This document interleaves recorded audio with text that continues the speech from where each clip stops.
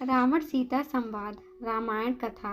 दुख से कातर और राम के वियोग में अश्रु बहाती हुई सीता के पास जाकर रावण बोला, शोभने, अब उस राज्य से च्युत दीन तपस्वी राम के लिए अश्रु बहाना व्यर्थ है। राम में इतनी शक्ति कहाँ कि यहाँ तक आने का मनोरथ भी कर सके। तू उसे विस्मृत कर दे। विशाल लोचने, तू मुझे पति के रूप में अंगीकार कर ले। समुद्र से घिरे 100 योजन विस्तार वाले अपने इस राज्य को मैं तुझे समर्पित कर दूंगा। मैं जो तीनों लोकों का स्वामी हूँ, तेरे चरणों का दास बनकर रहूंगा। मेरी समस्त सुंदर रानियां तेरी दासी बनकर रहेंगी। समस्त देव दानव नर किन्नर जो मेरे दास हैं, तेरे दास बनकर रहेंगे। तेरे पहले के दुष्कर्म तुझे वनवास का कष्ट देकर समाप्त हो चुके हैं। अब तेरा पुण्य कर्म ही शेष रह गया है। अब मेरे साथ यहाँ रहकर समस्त प्रकार के पुष्पहार, दिव्य गंध और श्रेष्ठ आभूषण आदि का सेवन कर। तेरा यह कमल के समान सुंदर, निर्मल और मनोहर मुख शोक से पीड़ित होकर शोभाहीन हो गया है। मुझे स्वीकार करके उसे पुनः शोभायमान कर। धर्म और लोकलाज का भय निर्मूल है। यह सब मात्र तेरे मिथ्या विचार हैं। किसी सुंदरी का युद्ध में हरण करके उसके साथ विवाह करना भी तो वैदिक रीति का ही एक अंग है। इसलिए तू निशंक होकर मेरी बन जा। मैं तेरे इन कोमल चरणों पर अपने ये 10 मस्तक रख रहा हूँ। मुझ पर शीघ्र कृपा कर। रावण के इन वचनों को सुनकर शोक से कष्ट पाती हुई सीता अपने और रावण के बीच में तिनके का ओट करके बोली, हे नराधम, परम पराक्रमी, धर्मपरायण एवं सत्य प्रतिज्ञ दशरथ नंदन श्री रामचंद्र जी ही मेरे पति हैं। मैं उनके अतिरिक्त किसी अन्य की ओर दृष्टि तक भी नहीं कर सकती। यदि तूने मुझे बलपूर्वक मेरा अपहरण किया होता तो अपने भाई खर की तरह जन स्थान के युद्ध स्थल पर ही मारा गया होता, किंतु तू कायरों की तरह मुझे चुरा लाया है।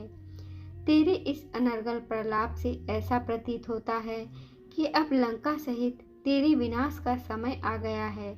तू इस भ्रम में मत रह कि यदि देवता और राक्षस तेरा कुछ नहीं बिगाड़ सके तो राम भी तुझे नहीं मार सकेंगे। उनके हाथों से ही तेरी मृत्यु निश्चित है। अब तेरा जीवन काल समाप्त प्राय हो चुका है। तेरे तेज, बल और बुद्धि तो पहले ही नष्ट हो चुके हैं, और जिसकी बुद्धि नष्ट हो चुकी होती है उसका विनाश काल दूर नहीं होता। अरे राक्षस, तू महापापी है, इसलिए मेरा स्पर्श नहीं कर सकता। तूने कभी सोचा भी नहीं है कि कमलों में विहार करने वाली हंसनी क्या कभी कुक्कुट के साथ रह सकती है। तू मेरे इस संज्ञाशून्य जड़ शरीर को बांध कर रख ले या काट डाल, पर मैं कलंक देने वाला कोई भी निंदनीय कार्य नहीं कर सकती। सीता के कठोर एवं अपमानजनक वाक्य सुनकर रावण कुपित होकर बोला, हे मनोहर, हास्य वाली भामिनी, मैं तुझे 12 माह का समय देता हूँ। यदि 1 वर्ष के अंदर तू स्वेच्छापूर्वक मेरे पास नहीं आई तो मैं तेरे टुकड़े टुकड़े कर दूंगा। फिर वह राक्षसियों से बोला, तुम इसे यहाँ से अशोक वाटिका में ले जाकर रखो और जितना भय और कष्ट दे सकती हो दो। लंकापति रावण की आज्ञा पाकर राक्षसनियां सीता को अशोक वाटिका में ले आईं। अशोक वाटिका एक रमणीय स्थल था, किंतु पति वियोग और निशाचरी दुर्व्यवहार के कारण सीता वहां अत्यंत दुखी थी। सीता का अशोक वाटिका में प्रवेश जानकर पितामह ब्रह्मा देवराज इंद्र के पास आए और बोले, सदा सुख में पली हुई पतिव्रता महाभागा सीता पति के चरणों के दर्शन से वंचित होने के कारण दुख और चिंताओं से संतप्त हो गई हैं और भोजन ग्रहण नहीं कर रही हैं। ऐसी दशा में निसंदेह वे अपना प्राण त्याग कर देंगी। अतः तुम शीघ्र लंकापुरी में प्रवेश करके उन्हें उत्तम हविष्य प्रदान करो।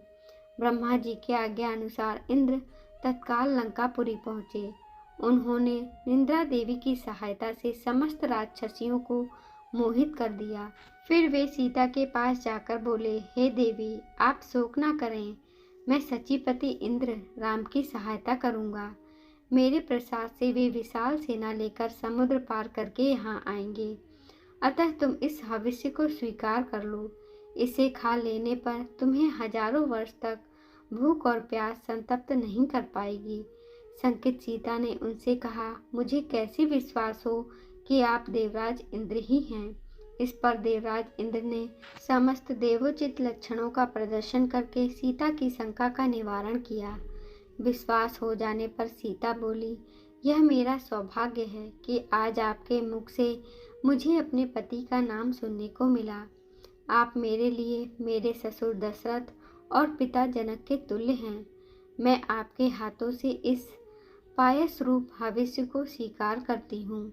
यह रघुकुल की वृद्धि करने वाला हो।